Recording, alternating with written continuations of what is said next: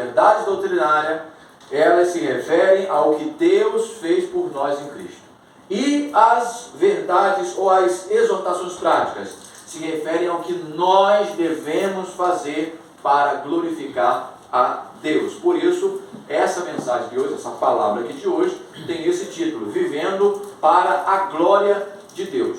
Porém, a questão mais importante que eu quero que você entenda, guarde, leve, acredite, é essa, tá? O poder para você obedecer ao que Deus manda vem de crer no que Deus fez em Cristo por você. Essa é a questão mais importante aqui. Vocês terão tempo, vocês têm a Bíblia, vocês sabem o que Deus quer de vocês, vocês sabem. Mas o grande segredo, né, não é segredo, é uma revelação, né, ou seja, o grande poder, na verdade, se encontra aqui. O poder para obedecer o que Deus manda vem de crer no que Deus fez em Cristo em nosso favor. Você não vai conseguir fazer o que Deus manda nas sessões práticas se primeiro você não crer no que Ele diz sobre o Evangelho. E isso você tem que fazer em cada parte das Escrituras. Amém? Amém. Então, eu quero cobrir aqui 3 pontos. Primeiro, a entrega baseada na misericórdia. A entrega baseada na misericórdia. A auto-entrega, na verdade, baseada na misericórdia. A segunda parte que eu quero cobrir é a transformação pela renovação da mente, no versículo 2. E, por fim, a prática da vontade de Deus, a partir do versículo 3. Então, primeiro ponto aqui, a auto-entrega baseada na misericórdia. Veja comigo o versículo 1 do capítulo 12. Olha, Paulo segue aqui usando a expressão portanto. Lembra? A palavra portanto, ela liga o que foi dito com aquilo que ele vai dizer. Portanto, irmãos, rogo-lhes pelas misericórdias de Deus. O que Paulo vai solenemente rogar, ele não manda, ele não diz eu ordeno, não. Ele roga, ele pede, por favor, pelo amor de Deus, pelas misericórdias de Deus. Então, o que ele vai rogar solenemente é baseado na misericórdia de Deus que abundou sobre nós. Para obedecermos às exortações, para obedecermos às ordenanças, precisamos levar ao nosso coração o Evangelho para sermos poderosamente motivados pelo Evangelho. Temos que levar o Evangelho ao coração. E qual é a única resposta ao Evangelho da graça?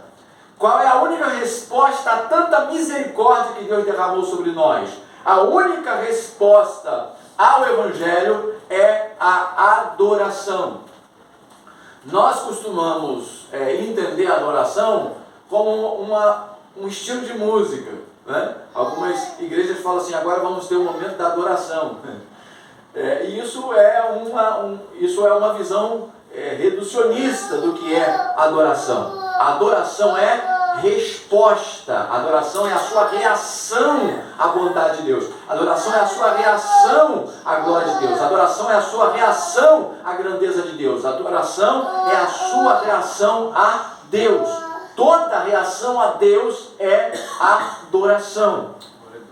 Então, qual é a única resposta honrosa ao Evangelho da Graça? A única resposta que honra o Evangelho da Graça é a adoração. Portanto, ele diz, rogo pelas misericórdias de Deus que vocês se ofereçam em sacrifício vivo, santo e agradável a Deus. Este é o culto racional de vocês. Olha só, vamos prestar atenção na segunda parte desse verso aqui, esse primeiro verso. O que ele ordena aqui já? Qual é a primeira ordenança que temos aqui? A primeira exortação que nós temos aqui? Pelas misericórdias de Deus, se ofereçam em sacrifício. Se ofereçam em sacrifício. A versão NVI, ela usa a expressão que se ofereçam em sacrifício, mas a tradução original capta melhor o sentido quando usa a seguinte expressão: rogo-vos pelas misericórdias de Deus que apresenteis o vosso corpo como sacrifício. Então essa é uma tradução melhor para o que ele está dizendo aqui. Eu rogo pelas misericórdias de Deus que vocês apresentem, ou que apresenteis os vossos corpos, ou o vosso corpo como sacrifício. Isso é bem diferente da ideia de culto que nós temos. Ele fala: a resposta que você deve dar a toda graça, misericórdia, bondade de Deus, ao Evangelho de Deus é essa: é se oferecer, é oferecer o seu corpo em sacrifício vivo, santo e agradável a Deus. Este é que é o culto racional. Este é que é o culto que Deus quer da gente. Esse é o culto. Qual é o culto que Deus quer da gente? A auto-entrega do nosso corpo, a auto-oferta, a nossa auto-oferta. É eu e você nos ofertarmos a Deus. Isso é culto. Glória a Deus. A gente não faz culto. A gente é um culto. Aleluia. A gente não vai ao culto. A gente vive um culto. Amém? Olha como é diferente. Olha como que a ideia tradicional de culto é limitadora. Você cultua uma vez na semana, você cultua 2 horas no dia, né? E já com hora para ir embora até, inclusive. Olha que já está chegando a hora e você já está doido para já bater o cartão, está na hora de ir embora. Olha a ideia de culto que a gente tem. Mas veja a ideia bíblica de culto. Culto é o quê? É você, mediante a misericórdia de Deus, a graça de Deus, o amor de Deus, o Evangelho de Deus que te alcançou, é você se ofertar o seu corpo para a glória de Deus. Paulo diz então que culto não é o que nós fazemos domingo à noite. Culto é o que nós fazemos com o nosso corpo, para o bem do próximo, para a glória de Deus. De novo, culto é o que nós fazemos com o nosso corpo, para o bem do próximo, para a glória de Deus. Isso é culto. Isso é o culto racional. Esse é o culto que Deus quer. E aí realmente pouco importa o estilo de culto, né? Dominical. Muito mais importa o estilo de vida que você vive. O tipo de vida que você vive depois que você sai daqui. Quando você vai trabalhar numa loja, no mercado, numa empresa, você vai estudar, né? Você vai fazer um negócio, você vai fazer qualquer coisa. Como você faz isso? Pensando em que você faz isso? No modo natural de pensar, quando você vai para o seu trabalho, para a sua empresa, você vai para quê? Para ganhar dinheiro, para levar comida para casa, para pagar suas contas, certo? Para honrar seus compromissos. Aquele que foi alcançado pelo Evangelho tem ambições maiores do que essas. Ele trabalha sim, honestamente, para ganhar o seu dinheiro. Mas como diz em Efésios, ele ganha dinheiro para abençoar o que precisa. Veja, o dinheiro não termina nele. O fruto do seu trabalho não termina nele. Você já viu isso lá? Já viu isso lá? Olha, aquele que roubava, não roube mais. Antes trabalhe para ter como abençoar quem precisa. Se o meu dinheiro termina em mim, se ele para em mim, ele ainda não terminou a sua função. Eu ainda não estou cultuando a Ele com o meu trabalho, com o meu dinheiro, com o meu ofício, com a minha loja, com o meu ganha-pão, eu ainda não estou. Então você está compreendendo? Se nós fomos alcançados pela misericórdia de Deus, essa é a resposta que nós devemos dar. Se você vai fazer faculdade, vai estudar, ora, qual é a razão pela qual você quer estudar? Para ter uma profissão, para me sentir bem, valorizado. Se o que você faz termina em você, isso ainda não terminou a sua missão. O que você faz deve abençoar o para a glória de Deus. Amém? Amém. Está fazendo sentido para você? Apresente o seu corpo a Deus. Esse é o culto racional que Deus quer. Se ofereçam em sacrifício vivo. Você não tem que trazer uma galinha morta. Você não tem que trazer um cabrito. Você não tem que trazer nenhum animal. Quem é que você tem que trazer?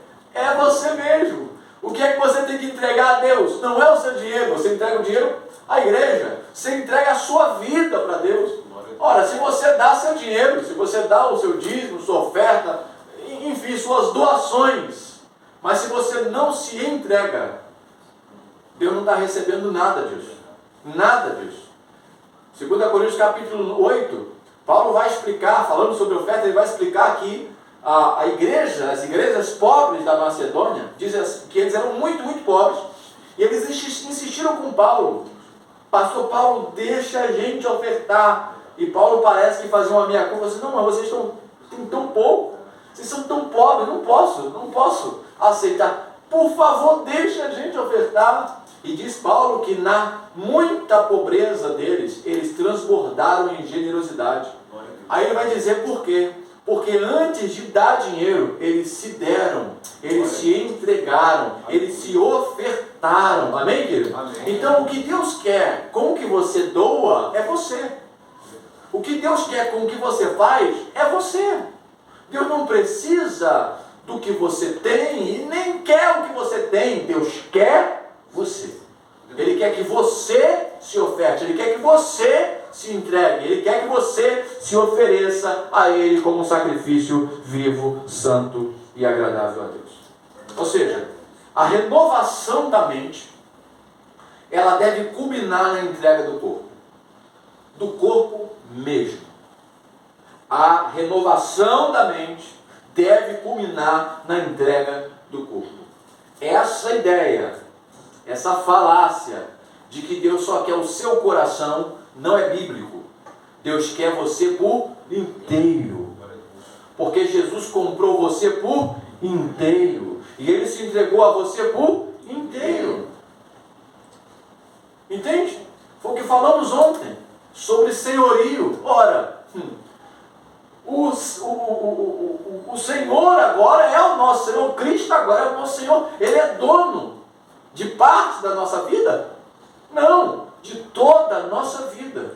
Então tudo que você é, tudo que você tem, tudo que você é, pertence a Cristo. Glória a Deus. Portanto, a renovação da mente deve culminar na entrega do corpo. Você tem que entregar seu corpo em sacrifício vivo. Você não precisa morrer, se martirizar, ok? Mas em sacrifício vivo, em sacrifício santo, em sacrifício agradável a Deus, você deve se gastar para a glória de Deus. Você deve se gastar para o bem do próximo. Esse é o culto racional.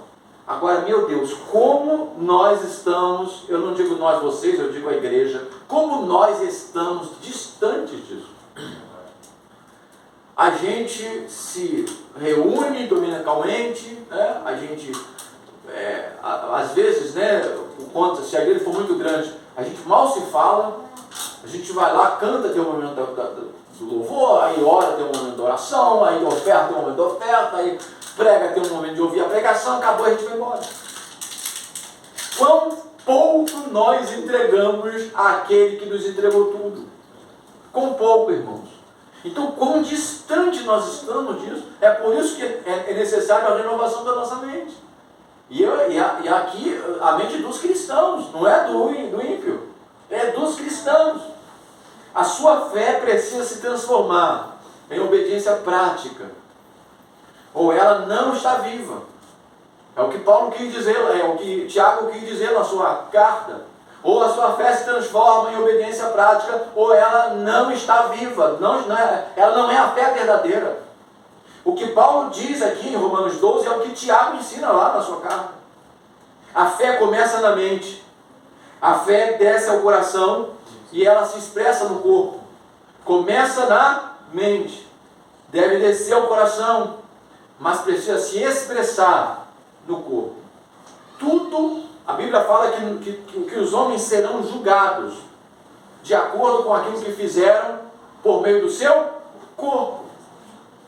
Você vai receber um novo corpo quando Cristo vier.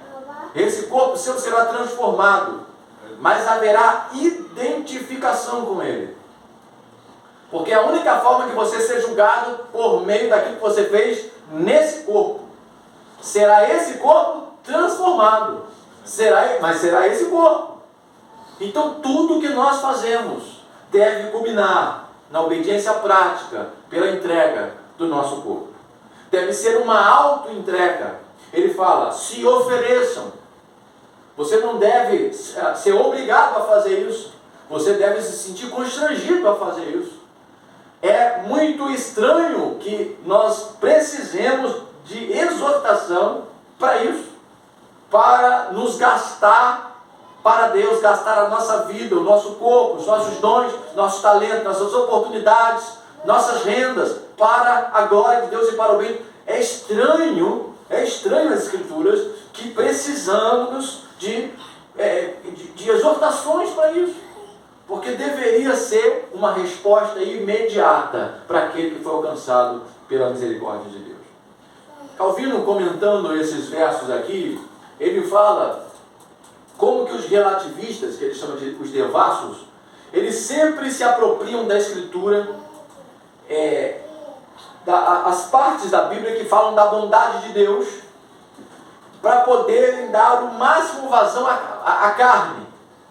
E é impressionante como isso é verdade. É impressionante como isso é verdade. Eu notei isso. Eu percebi isso que o Calvino identificou. Como eu falei ontem aqui, o mundo é dividido entre os relativistas e os conservadores, ou os religiosos e os irreligiosos.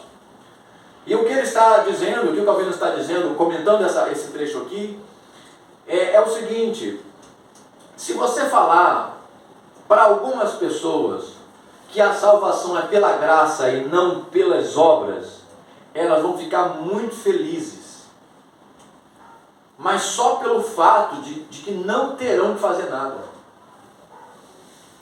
Elas não ficarão felizes porque são salvas, elas ficarão felizes porque acharão que não terão que fazer nada para Deus.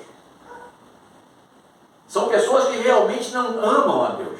Elas amam a si mesmas. Eu estou falando de crentes. Amam a si mesmas. Então, para esses, o Evangelho da Graça cai como uma luva. Ora, é tudo o que eu gostaria de ouvir. Então, nem sequer preciso fazer nada, absolutamente nada, para Deus, já que eu não sou salvo pelo que eu faço, mas pelo que Cristo fez. Então, ele já quer ser um relaxado. Ele já quer ser improdutivo. Ele não quer realmente fazer nada que lhe custe alguma coisa. Ele não quer viver para Deus, ele quer viver para Ele. Então, para esses, o Evangelho da Graça vai cair como uma luva o inverso. Calvino chama esses de devassos. O Keller chama esses de irreligiosos ou relativistas. Agora, também tem os religiosos que evitam falar da bondade de Deus a todo custo. Isso também é verdade. Eles têm medo de que, se você falar que Deus é muito bom, as pessoas vão deixar de temer a Deus e começar a pecar doidado, começar a viver como querem, a fazer o que querem. Isso também é verdade. Algumas pessoas, tudo que elas querem é não ouvir sobre o Evangelho, porque sobre o amor de Deus, sobre a misericórdia de Deus, sobre a bondade de Deus. Elas não querem isso, elas querem ouvir sobre a severidade de Deus, sobre a santidade de Deus, com medo, um zelo inútil de que a igreja, de que os cristãos vão viver uma vida dissoluta. Só que o que Paulo trabalha aqui nesse texto não é nem uma coisa nem outra. Ele diz que a misericórdia de Deus é melhor do que a alternativa relativista, é melhor do que a alternativa moralista. A misericórdia de Deus, o Evangelho de Deus é melhor do que a abordagem religiosa, é melhor do que a abordagem irreligiosa. O que ele está dizendo aqui é que a santidade verdadeira só é possível se os homens voltarem seus corações para o fato de que eles são devedores da misericórdia de Deus. Então você só buscará a vida santa, dedicada, entregue, se a verdade da qual eu procurei expor ontem aqui queimar seu coração. Por isso eu fui um pouco decepcionado para casa. Eu falei assim, meu Deus, como eu fui incapaz, como eu fui inapto para falar de coisas tão grandiosas que é o seu evangelho. Mas como eu não confio em mim, eu confio no Espírito Santo. Apesar de mim, ele pode ter abençoado você. Apesar de mim, ele pode ter incendiado seu coração com 2 ou 3 frases que eu disse aqui ontem a respeito do Evangelho. E é essa chama queimando dentro do seu coração sobre o Evangelho que vai capacitar você a viver uma verdadeira santidade, uma verdadeira vida de devoção ao Senhor. Esse apelo de Paulo aqui é muito diferente. Ele é muito diferente do que a gente conhece. O Calvino ele diz que os papistas eles consideravam que você poderia usar um pouco de medo, um tipo de obediência, usando algum nível de medo a respeito de Deus. O purgatório, por exemplo, e outros falsos ensinos. E eu já ouvi isso pessoalmente de pastores dizendo isso. Pessoalmente, falou para mim, não, Márcio, a gente precisa ensinar a igreja a ter medo de Deus. E aí eu entendi que esse pastor estava vivendo um período difícil na sua igreja. As pessoas não estavam querendo obedecer, elas estavam vivendo a vida meio de forma relaxada. E aí, como ele não conhecia o Evangelho, ele conhecia a Bíblia, mas não conhecia o Evangelho, então ele queria, como um bom pastor quer, que as suas ovelhas obedecessem a Deus, obedecessem a Ele. Então ele falou assim, eu vou usar então o medo, já que não vai pelo amor, como dizia minha mãe, vai pela dor. Eu vou usar o medo aqui. E aí ele falou isso com todas as letras. E eu falei, meu Deus, será que ele esqueceu tudo? Será que ele esqueceu tudo? O amor de Deus, ele não gera medo, o amor de Deus lança fora todo medo. Ora, a primeira coisa que o amor de Deus faz é arrancar de você medo de Deus. Você tem temor ao Senhor, mas nunca mais medo dele, E não tendo medo de Deus, você não precisa ter medo de mais nada. Então, como que o medo é capaz de fazer melhor do que o amor é capaz de fazer? De forma alguma. Até porque quem obedece por medo, obedece por si mesmo. Quem obedece por medo, não obedece por causa de Deus. Né? Obedece por causa. Se eu não fizer isso, ele vai me mandar para o inferno? Então eu vou fazer isso. Ou então ele está obedecendo por causa dele, ele não está obedecendo porque Deus é bondoso, é grandioso, é valioso para ele. Essa obediência não vale nada. Essa é a obediência dos demônios. Nós que fomos salvos pela graça, devemos obedecer a Deus por causa do seu amor, por causa da sua misericórdia. Amém? Então essa é a verdade do Evangelho que nós precisamos ter penetrado em nosso coração. A autoentrega baseada na misericórdia do nosso amado Deus. Agora, qual a transformação pela renovação da mente? É o versículo 2 então. Ele fala, não se moldem ao padrão deste mundo, mas transformem-se pela renovação da sua mente, para que sejam capazes de experimentar e comprovar a boa, agradável e perfeita vontade de Deus. Veja que, aqui no versículo 2, Paulo traz outra exortação. Ele diz que nós devemos viver em transformação. Está aí, transformai-vos. É uma ordem imperativa. Ela cabe aqui no gerúndio, transformai-vos. Ele está dizendo, vivam em constante transformação. Isso aqui é muito importante a gente entender. aconteceu uma transformação vital na sua existência quando você creu em Jesus. Amém? E isso foi definitivo. Não foi um processo, foi um ato. Deus te justificou, te aceitou, te adotou. Você é filho de Deus e pronto. Porém, existe um outro tipo de transformação que é processual, que é um processo. E é dela que ele está falando aqui. Transformai-vos. Você tem consciência de que há coisas dentro de você que precisam ser transformadas? Sim ou não? Sim. Eu tenho. Oh, como tenho? Parece que quanto mais desculpo, mais. Certo? E feliz, que bom que você percebe que você não está pronto. Que você não está completo. Glória a Deus. Não está. Mas estará. Isso é certo, estará. O nosso destino é a glorificação. Glória a Deus.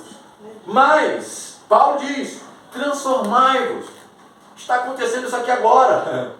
Agora mesmo que eu estou falando, nós estamos sendo transformados. Por que ele fala isso? Que essa transformação precisa ser constante. Porque o mundo age permanentemente para deformar você. Para deformar você em sua forma de pensar. Isso significa que não adianta você dizer assim: ah, eu já aprendi, ah, eu já entendi, ah, nem precisava trazer esse pastor aqui porque ele já falou isso, eu já entendi da outra vez. Não adianta você dizer já entendeu, não adianta você dizer já aprendeu. Não adianta. Nós temos um curso na escola chamado Dinâmica da Graça, né? que é o que eu dei aqui um assunto aqui, um módulo aqui. Mas um outro módulo chama-se Esquecimento da Alma. A nossa alma é capaz de esquecer o que a mente ainda lembra. A sua mente lembra, você é capaz de ensinar a outros, mas a sua alma esqueceu. E quando a sua alma esquece, você vive como se nunca tivesse entendido, aprendido e recebido aquilo. Então, se você voltar sempre, se você não voltar sempre a essas verdades aqui, né, o natural a acontecer é que o poder do mundo começa a deformar a sua forma de pensar primeiro. Começa a trabalhar na sua mente primeiro. Paulo está falando da mente aqui no versículo 2. E aí, quando ele consegue, e aos poucos, irmãos, aos poucos, o diabo não tem pressa. Ele não tem pressa de trabalhar na nossa mente. Ou seja, ele tem paciência que a gente não tem. Muita paciência. Muita paciência. Porque se ele chegar de chifre tridente, a gente repreende. Mas não, ele vai muito sucintamente, muito devagar, para ir trabalhando, para ir deformando a mente dos homens. Inclusive dos homens de Deus, homens e mulheres de Deus. Para deformar a sua forma de pensar. E aí ele deformando a sua forma de pensar, ele começa a governar a sua forma de viver. Você já começa a viver e nem percebe o desvio. Nem percebe o desvio. Agora, uma das primeiras coisas que que você deve viver essa renovação e essa transformação no pensar, é sobre o pensar a respeito de você mesmo. O pensar a respeito de você mesmo. Você lembra que quando, em Daniel capítulo 1, quando Daniel é levado para a Babilônia, junto com outros jovens hebreus, da corte, da alta classe, lá mudaram o nome dele, mudaram a dieta dele, as roupas dele, a aparência dele. Os nomes que ele recebeu eram nomes pagãos que honravam os deuses pagãos. O nome de batismo honrava a Yahvé. Sadraque, Mesaque e Abednego eram nomes que honravam os deuses da terra. Beltesazar, os deuses da terra. Mas Daniel, Mesaque, Misael Mesaque não, são os 3 jovens hebreus, né? Esses nomes honravam Yahvé. Então tentam mudar o nome, a cultura, a dieta. Para quê? Para quê? Para que eles começassem a pensar como pessoas que não honram a Yahvé, mas sim aos deuses da terra. Para desconstruir a identidade deles. Desconstruindo a identidade deles, o diabo ganharia um aliado. O diabo não quer destruir a igreja. Ele se converteu, entrou para a igreja, está pregando, os cristãos estão ouvindo ele, recebendo. Ele quer um lugar no púlpito, é isso que ele quer. Ele não quer fechar igrejas, não quer. Essa estratégia dele já passou há muito tempo. Ele quer lugar no púlpito, ele quer lugar nos seus ouvidos, ele quer a sua atenção. Está entendendo? Por causa disso é que nós precisamos constantemente renovar a nossa mente. Agora, esse renovar a mente não é você estar em busca de doutrinas novas. É você voltar às mesmas doutrinas verdadeiras do Evangelho da glória de Deus. Sempre e sempre e sempre e sempre. Eu recebo críticas de pastores que dizem que eu não falo de outra coisa. O Márcio só fala disso. E eu gosto dessa crítica. Eu gosto. O Facebook me lembra, né, tem aquele lance das lembranças lá. O que eu falo hoje é o que eu falo há 10 anos, há 11 anos. É a mesma coisa. Você pegar lá, entrar no Face lá meu e ver as lembranças, é a mesma coisa. Mesma coisa. Eu só tenho mais domínio do assunto, mas eu não mudei a minha fé, a fé no Evangelho, que é a única coisa que pode nos transformar. Então você precisa ser transformado na renovação da sua mente, primeiro a respeito de você mesmo. Por quê, pastor Márcio? Pelo que eu compreendi aqui, a razão é por causa do orgulho. O orgulho é o nosso maior problema. O nosso maior problema. Nosso maior problema não são nossos erros e pecados. Nosso maior problema sempre será o nosso orgulho. Sempre. Por isso que o capítulo 11, que vimos ontem, termina com o apóstolo Paulo paralisado diante da grandeza de Deus. Por isso que ele também termina o capítulo 11 dizendo que depois de nós conhecermos a enorme misericórdia que Deus teve por nós em relação a Israel, a gente não pode se ensoberbecer por conta disso. Porque o nosso maior problema sempre será o nosso orgulho. E aqui no versículo 2, ele diz que nós não devemos deixar o mundo nos moldar. Por quê? Porque é isso que o mundo faz. É isso que o mundo faz. Então, o seu coração, o meu coração, o nosso coração, o natural do nosso coração, é amar a soberba, é amar o orgulho, é amarmos a nós mesmos. Isso é o natural. Então, como é que o mundo faz? O diabo faz. Ele vai oferecer a você o que você já quer. E é assim que ele consegue te dominar. Inflando o seu ego, fazendo você se sentir superior às outras pessoas, mais importantes, mais valiosas do que as outras pessoas. Compreende? Agora, sabe o que me assusta, irmãos? São os ministros usando o mesmo método. O mesmo método que o diabo usa, que o mundo usa, que a carne adora. Entende? É o que ministros, ditos ministros do Evangelho, ditos ministros de Jesus usam. O mesmo método. A minha missão, irmão, é acabar com o seu orgulho. É destruir o seu orgulho. Para que você seja feliz de verdade no valor de Deus e não no seu. Eu corra daquela pessoa que você escuta pregando, ou escuta cantando, ou até em um papo, que faz você se sentir mais feliz com você do que com Cristo. Corra! Olha essa rua aqui, sai correndo e não para. Sai de perto dela. Sai de perto dela. Eu tenho pavor de alguém assim. Uma vez ganhei um livro, num aniversário, num curso que eu dava, ganhei um livro, acho que é O que é o Homem, algo assim, né? Falava um pouco sobre antropologia cristã. E eu comecei a ler o primeiro capítulo do livro, o livro só falava bem de mim. Eu não consegui ler o resto do livro, joguei fora. Até hoje está lá, se quiser. Não vou te dar, não. Ele só falava bem de mim. Eu falei assim, não. Mas assim, irmãos, sem hipocrisia. Sem hipocrisia. Eu não estou dizendo que isso não é gostoso. Eu estou dizendo que eu provei uma coisa melhor. Glória a Deus. A graça de Deus de me fazer ter mais alegria no valor de Cristo do que no meu valor. Entende? Isso para mim é muito melhor. E eu quero gastar minha vida para isso.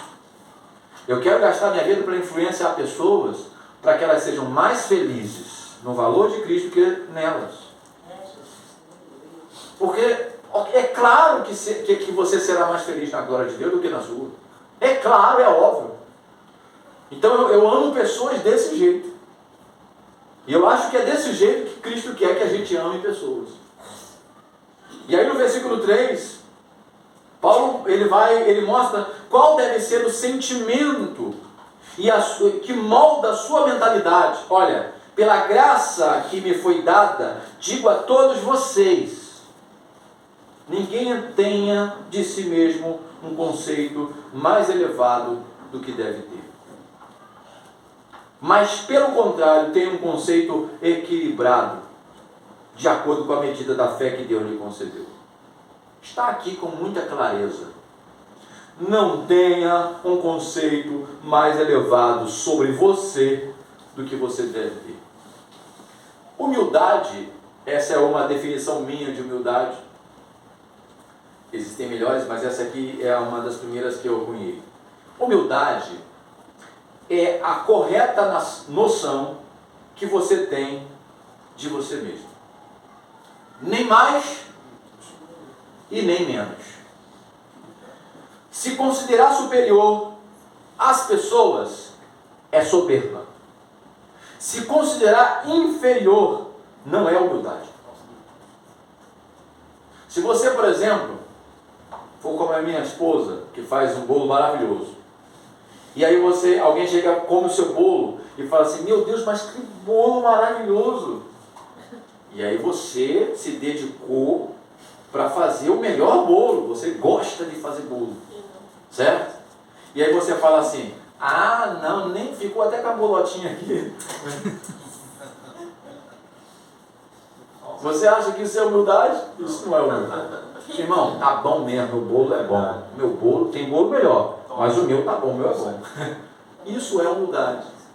É a exata noção de si mesmo. Nem mais, nem menos. Agora, por que Paulo vai falar sobre isso aqui nesse momento? Ninguém tenha sobre si mesmo um conceito mais elevado. Porque é justamente isso que naturalmente nós queremos. Então, a primeira renovação que precisa acontecer é a respeito de você mesmo. Amém? A respeito de você mesmo. Dentro da humildade cristã, da verdadeira humildade. A segunda coisa que deve ser renovada na sua mente é a respeito de como você pensa sobre os outros. O orgulho afasta as pessoas. É uma das coisas que mais afasta as pessoas na igreja e atrapalha o servir. Ministérios racham por conta de quê? Não é desentendimento. Não é. Desentendimento você vai ter num casamento, na igreja e na amizade. O que afasta é orgulho. Mas o verso 4 diz que fomos feitos diferentes por Deus, e isso então, ou seja, por conta de Deus a gente vai discordar, mas nós estamos unidos com Cristo. Olha aí, assim como cada um de nós tem um corpo, com muitos membros, e esses membros não exercem todos a mesma função, assim também em Cristo nós que somos muitos, formamos um corpo, e cada membro está ligado a todos os outros. Então nós estamos unidos uns aos outros por causa de Cristo Jesus. Ora, palavra que Paulo diz aqui tem a ver com o que ele fala sobre a consideração que você deve ter por si mesmo. Se você, por exemplo, eu falo isso num curso que a gente tem lá chamado Potencial, que a gente trata sobre dons, ministério, chamado. Não é pecado você se orgulhar de si mesmo. É pecado você se orgulhar de si mesmo em relação ao outro. Paulo, ele diz que ele se orgulhava dos cristãos. Entende? Ele diz isso. Mas é a comparação que você deve fazer em relação a você. Ano passado e hoje. Você compara o você hoje com o você do ano passado. Você melhorou? Espero que sim. 100%. Espero que tenha melhorado. Então você deve ter orgulho disso. Você deve ter alegria por isso. O orgulho pecaminoso é quando você se compara com o outro. Olha, eu estou na frente de fulano. Eu sou muito melhor que ciclano. Eu sou muito mais inteligente, muito mais habilidoso. Aqui mora o pecado. Por isso que ele fala, nós temos diferentes dons. Nós temos potenciais diferentes. Você é bom em algo que eu não sou. Eu sou bom em algo que você não é. E é Deus que determinou isso. Então você deve ser feliz, estar feliz e se dedicar àquilo que Deus te deu, te confiou. Está fazendo sentido para você? Isso é algo que essa compreensão é algo que precisa ser renovado na nossa mente constantemente. Porque o movimento natural da sua carne, da minha carne, será orgulho. Será orgulho em relação, né, tanto o engrandecimento como o aviltamento de outras pessoas, a diminuição de outras pessoas. E a partir daqui, então, Paulo passa a ser prático. E esse é o terceiro e último ponto. A prática da vontade de Deus. Você já sabe qual é a vontade de Deus. Eu costumo dizer que o crente já sabe o que Deus quer. Se você vai para um monte, uma vigília, para uma reunião de consagração, para um congresso especial, para descobrir o que Deus quer, você é imaturo. Você é um cristão imaturo. Eu entendo essa imaturidade. Crianças precisam de tutores. Mas pessoas maduras, elas entenderam qual é a vontade de Deus. Ela tem a Bíblia, tem a palavra, tem as Escrituras. Por que não ler? Por que não ler? Tudo o que eu preciso saber sobre a vontade de Deus para a minha vida, eu encontro aqui e me dou por satisfeito. Amém. Lutero dizia, ele fazia uma oração assim, Deus, não me dê visões, não me dê sonhos, não faça maravilhas para eu enxergar, mas abra os meus olhos para compreender a sua palavra. É o que nós precisamos, é o que nós necessitamos. Então você sabe o que Deus quer de você, meu irmão. Não venha conversar comigo, pastor, pode conversar comigo, eu queria saber o que Deus... Você sabe o que Deus quer de você, você sabe. O problema é outro. O problema é experimentar a vontade de Deus. Você só vai experimentar a vontade de Deus como boa, como perfeita e como agradável quando você começar a obedecer. Aí você experimenta. Você já sabe, mas não experimenta. E o que Paulo fala aqui é justamente sobre isso. Ofereça o corpo de vocês como sacrifício vivo, santo e agradável a Deus. Não deixe o mundo deformar vocês, mas renovem-se pela renovação do vosso entendimento, para que vocês possam experimentar qual é a boa, perfeita e agradável vontade de Deus. Por causa da misericórdia de Deus, sirva os outros com seus dons. Você não precisa de explicação para isso. Sirva os outros com seus dons, com seus talentos, com seus recursos, com o que você tem. Versículo 6. Temos diferentes dons de acordo com a graça que nos foi dada. Se alguém tem dom de profetizar, use na proporção da fé. Se o dom é servir, sirva.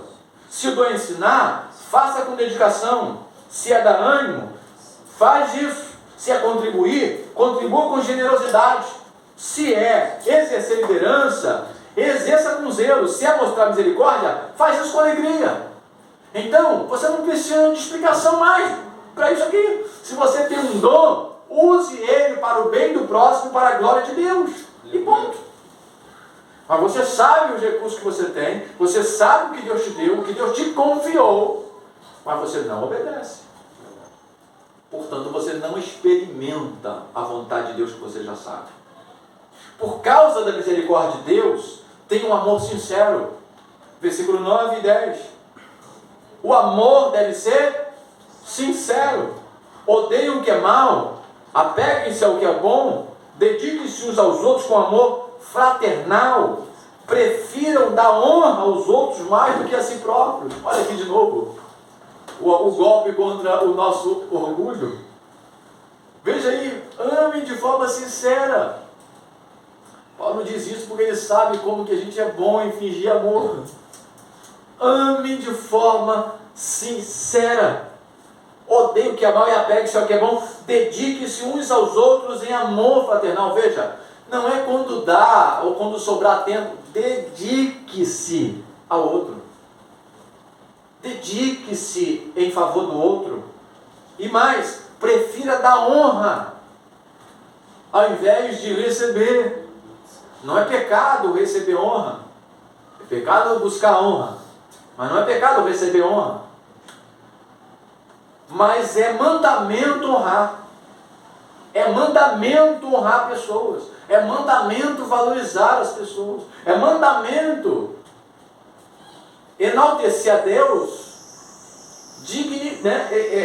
honrando a dignidade de Deus nas pessoas. Então, por causa das misericórdias de Deus, tenha amor sincero. Por causa das misericórdias de Deus, tenha paixão por Deus. Versículo 11. Nunca falte o zelo. Sejam fervorosos no Espírito. Sirvam ao Senhor. Veja. Por que numa frase só Paulo diz 3 coisas? Não falte o zelo, seja fervoroso e sirva ao Senhor. Versículo 11. Bom, é muito fácil você servir ao Senhor sem zelo. É muito comum você servir ao Senhor sem paixão ou sem fervor, como queira. Fervor aí é paixão, fervor e zelo aí são paixão, dedicação e paixão. No livro Redescobrindo a Alegria da Salvação, eu digo que Deus não aceita de nós nada sem alegria. Servir ao Senhor com alegria. Adorar ao Senhor com alegria. Entrar na presença do Senhor com alegria. Ofertar ao Senhor com alegria. Porque Deus ama quem dá com alegria. Deus não aceita de nós nada que não seja com alegria. Alegria em quê? Nele. Então, por causa das misericórdias de Deus, tenha paixão por Deus. Por causa da misericórdia de Deus, viva sempre em esperança, em paciência e em confiança na soberania e na sabedoria de Deus. Versículo 12. Alegrem-se na esperança, sejam pacientes na tribulação e perseverem na oração. Veja, se alegrar na esperança é ser motivado pelo que Deus promete. Cristão sem esperança não é cristão. Pode estar o quadro mais terrível, a situação mais horrorosa, a situação mais difícil da sua vida. Mas o cristão que é cristão sempre tem esperança, sempre. Glória a Deus. Seja paciente na tribulação. A palavra paciência aqui é a capacidade de suportar o peso até que o peso saia. É a paciência cristã. E faça isso perseverante em oração por causa da misericórdia de Deus. Você sabe que deve fazer isso, você sabe que é isso que Deus quer. Falta você experimentar isso. Por causa da misericórdia de Deus, tenha bondade desinteressada. Versículo 13. Compartilhe o que você tem com os santos em suas necessidades. Pratique a hospitalidade. Veja só, você poderia chegar aqui para Paulo e falar assim: Paulo, e eu? Só o outro, só o outro, só o outro e eu? Não tem nenhum mandamento aí que fale de mim, não? É sempre pensando no outro, no outro, no outro. Ele fala aqui: compartilhe o que você tem com os santos em suas necessidades. Se alguém tem necessidade, na igreja primitiva, Atos capítulo 2 e Atos capítulo 4, 5, se alguém tinha necessidade, alguém tinha generosidade. O Lucas chega a dizer o seguinte: não havia necessitados entre eles. Não é que não havia necessidades, não havia necessitados. Porque quando a necessidade aparecia, a igreja tinha alegria de suprir aquela necessidade. Então não havia necessitado entre eles. Ou seja, a necessidade ela não crescia, não se desenvolvia, ela não se enraigava, ela não durava dentro da igreja. Por quê? Porque o pastor era brabo? Porque ele ameaçava a igreja com raios de Deus? Não. Porque essa igreja aqui estava no frescor da misericórdia do Senhor, do Evangelho de Cristo. Estavam pulsando de paixão pela glória do Senhor. Assim, meu irmão, é assim que Deus quer que a gente viva. Por causa da misericórdia de Deus, seja um cristão abençoado. Versículo 14. Abençoe aqueles que os perseguem. Abençoe e não os amaldiçoe. Você sabe o que é um cristão abençoado? Um cristão abençoado é um cristão que abençoa. Um cristão abençoado não é um cristão que recebe. Um cristão abençoado é um cristão que dá. Não é um cristão que é abençoado pelas pessoas e só é abençoado, ele só recebe, mas é um cristão que abençoa outras pessoas. Isso é um cristão abençoado. E me perdoe citar, mas que me veio aqui a memória, não vou voltar agora, né? Toda vez que alguém falou assim para mim: Pastor Márcio, você é uma pessoa abençoada, nunca foi porque ela me deu alguma coisa, foi sempre porque eu consegui ajudar ela de alguma forma. Então, um cristão abençoado é aquele que abençoa. Abençoa aqueles que os perseguem, inclusive. Meu Deus, como assim? Abençoar quem me persegue? A vontade que dá é de xingar a cara dele. Mas nós devemos abençoá-lo, né? O cara corta você na rua, vai com Deus abençoá-lo, né? Em vez de xingar a mãe dele, né? Vai com Deus abençoá-lo, né? Eu sempre levanto a mão, sempre tem, né? Eu sempre levanto a mão: Senhor, guarda esse infeliz, que ele não cause nenhum acidente nem morra. Porque a vontade é que ele bata no primeiro poste que ele encontrar pela frente. Isso é um cristão abençoado. Por causa da misericórdia de Deus, tenha sensibilidade e empatia com os outros. Versículo 15. Alegre-se com os que se alegram e chorem com os que choram. A empatia era diferente da simpatia.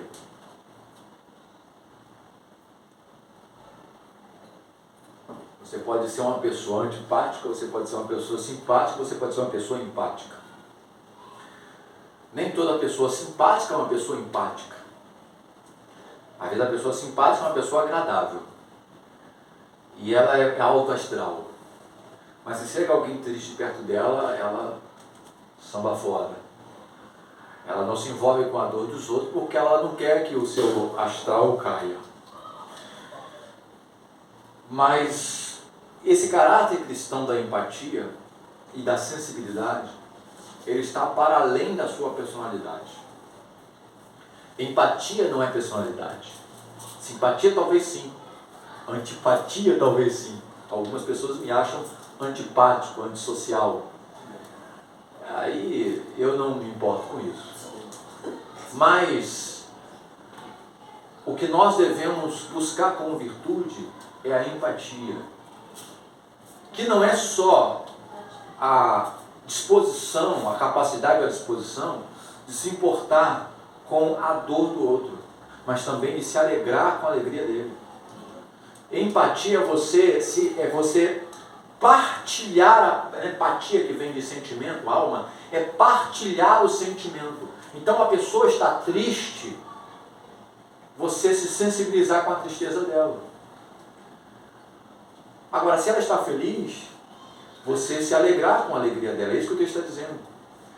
O Leandro Carnal, que é um filósofo, ateu inclusive, ele diz que é muito mais fácil as pessoas se sensibilizarem com a tristeza do que celebrar com a alegria das pessoas. Ele fala assim, você vai encontrar sempre alguém que chore com você, mas conta para ela que deu tudo certo. Conta para ela que você recebeu um aumento, que você vai conseguir comprar finalmente sua casa. Você vai ter poucas pessoas para celebrar com você, né? Porque enquanto você está sofrendo, ela consegue ver você por baixo. E ele tem muita razão nisso que ele fala. A empatia é você partilhar do sentimento das pessoas no seu momento difícil ou no seu momento de alegria. Então, por causa da misericórdia de Deus, tenha sensibilidade e empatia. Por causa da misericórdia de Deus, ame a humildade. Verso 16. Tenham uma mesma atitude um para com os outros. Não sejam orgulhosos, mas estejam dispostos a associar-se a pessoas de posição inferior. Não sejam sábios seus próprios olhos. Tenha a disposição de se associar a pessoas de posição inferior. Eu ouvi um pastor que você conhece, tenho certeza que você conhece, de uma grande igreja, famosa igreja. Ele dizia assim, olha, eu quero distância de pobre, eu quero distância dessas pessoas que estão lá atrás, eu quero andar com as pessoas grandes. Eu ouvi ele dizer isso, ninguém disse ele dizer isso. Eu falei assim, Senhor, aonde está o Evangelho de Jesus aí? Onde está? Pela misericórdia de Deus, ame a humildade, porque Deus ama a humildade. Ele ama a humildade. Por causa da misericórdia de Deus, sempre use as armas do bem e preserve a sua própria paz. 17, 18. Não retribua o mal com o mal. Procure fazer o que é correto aos olhos de todos. Faça todo o possível para viver em paz com todos. O cristão não tem armas do mal. O cristão tem armas, mas todas elas são do bem. Ele combate o mal com o bem. Por causa das misericórdias de Deus. Por causa das misericórdias de Deus, nunca guarde o rancor. E humilhe o mal com o bem. Versículo 19. Amados, nunca procurem vingar-se, mas deixem com Deus a ira, pois está escrito, minha vingança eu retribuirei, diz o Senhor. Pelo contrário, se seu inimigo tiver fome, dele de comer, se ele tiver sede, dele de beber. Fazendo isso, você amontoará brasas vivas sobre a cabeça dele. Não se deixe vencer pelo mal, mas vença o mal com o bem. Pela misericórdia de Deus, não guarde o rancor. Não valorize a dor que te causaram. Não perpetue as feridas que alguém provocou em você. Sofra, entregue ao Senhor, se levante e continue vivendo feliz em Deus. Em Deus. Eu estava ministrando uma aula na terça-feira, numa igreja que a gente está dando um curso lá, e em um momento eu falei sobre afinidade. Aí o pastor veio perguntar para mim, pastor Márcio, posso tirar uma dúvida assim? Quando Jesus fala que nós devemos, assim, ele perguntou assim, na verdade, será que eu tenho que gostar de todo mundo? E eu disse, não, você tem que amar a todo mundo. O problema é que a gente confunde amar com gostar. A Bíblia ordena que você ame a todos, até seus inimigos, mas ela não manda você gostar dos seus inimigos. Quando Jesus xingava os fariseus da sua época, com nomes bíblicos, né? Raça de víbora, palavrão que pode dizer, né? Você acha que ele não estava amando essas pessoas? É claro que sim. Mas você acha que ele estava gostando dessas pessoas? É claro que não. E aí eu disse então mais para ele, esse amor pelas pessoas só é possível se você se sentisse amado por Deus. Aí você será capaz de amar até o seu inimigo, que não significa gostar dele. Mas se ele precisar de você, você ajudará ele como se ele fosse o seu amigo. É isso que Paulo aqui está dizendo, é isso que Deus está aqui falando, através da sua palavra. Não guarde o rancor, humilhe o mal com o bem. Amém? Amém. Agora, eu comecei ontem, e também aqui hoje, mas ontem eu falei mais sobre isso, dizendo que você só vai conseguir fazer o que Deus manda se você crê no que Deus diz sobre o Evangelho. Você só vai conseguir obedecer a Deus no que Ele ordena você e eu fazermos, como todas essas listas aqui que passamos, se a gente crê que no que Jesus já fez por nós. Jesus é aquele que nos serviu com os seus dons. Jesus é aquele que nos amou de forma absolutamente sincera. Jesus é aquele que teve uma paixão por Deus mais do que pela própria vida. Jesus é aquele que teve uma paciência com a gente e ainda tem. Uma misericórdia, uma longanimidade impressionante. Jesus é aquele que foi bondoso para conosco. Jesus é aquele abençoado que só abençoou mesmo quando as pessoas o amaldiçoavam. Jesus é aquele que era revestido de humildade. Sendo Deus, não teve usurpação de ser igual a Deus. Jesus é aquele que nunca usou as armas à sua disposição, as armas da destruição. Quando foram prendê-lo, Pedro, achando que Jesus era um coitado, alguém que precisava de guarda-costa, Jesus falou para ele: Pedro, guarde a sua espada. Você acha que eu não posso agora mesmo fazer uma oração e o Pai enviar uma legião de anjos e acabar com todos eles? Quantas vezes Jesus pôde fazer isso? No entanto, ele entrega a sua própria vida e ora pelos seus inimigos. Jesus nunca